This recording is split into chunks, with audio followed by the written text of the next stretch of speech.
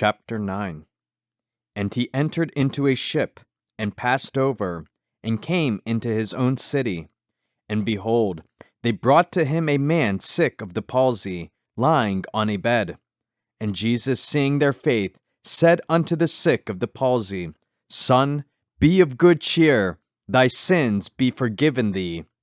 And behold, certain of the scribes said within themselves, This man blasphemeth. And Jesus, knowing their thoughts, said, Wherefore think ye evil in your hearts? For whether is easier, to say, Thy sins be forgiven thee, or to say, Arise and walk? But that ye may know that the Son of Man hath power on earth to forgive sins, then saith he to the sick of the palsy, Arise, take up thy bed, and go unto thine house. And he arose, and departed to his house. But when the multitude saw it, they marveled, and glorified God, which had given such power unto men. And as Jesus passed forth from thence, he saw a man named Matthew, sitting at the receipt of custom, and he saith unto him, Follow me. And he arose, and followed him. And it came to pass, as Jesus sat at meat in the house, behold, many publicans and sinners came and sat down with him and his disciples. And when the Pharisees saw it, they said unto his disciples, Why eateth your master with publicans and sinners? But when Jesus heard that, he said unto them, They that be whole need not a physician, but they that are sick. But go ye and learn what that meaneth. I will have mercy, and not sacrifice. For I am not come to call the righteous, but sinners to repentance. Then came to him the disciples of John, saying, Why do we and the Pharisees fast oft, but thy disciples fast not?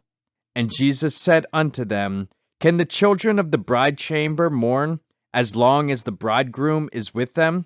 But the days will come, when the bridegroom shall be taken from them, and then shall they fast. No man putteth a piece of new cloth unto an old garment, for that which is put in to fill it up taketh from the garment, and the rent is made worse. Neither do men put new wine into old bottles, else the bottles break, and the wine runneth out, and the bottles perish. But they put new wine into new bottles, and both are preserved. While he spake these things unto them, behold, there came a certain ruler, and worshipped him, saying, My daughter is even now dead, but come and lay thy hand upon her, and she shall live. And Jesus arose, and followed him, and so did his disciples. And behold, a woman, which was diseased with an issue of blood 12 years, came behind him, and touched the hem of his garment. For she said within herself, If I may but touch his garment, I shall be whole. But Jesus turned him about, and when he saw her, he said, Daughter, be of good comfort, thy faith hath made thee whole. And the woman was made whole from that hour. And when Jesus came into the ruler's house, and saw the minstrels and the people making a noise, he said unto them, Give place, for the maid is not dead, but sleepeth. And they laughed him to scorn. But when the people were put forth, he went in, and took her by the hand, and the maid arose. And the fame hereof went abroad into all that land.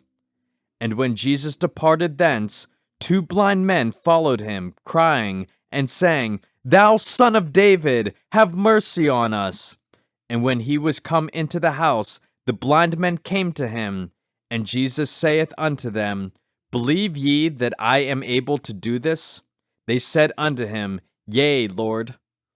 Then touched he their eyes, saying, According to your faith be it unto you. And their eyes were opened.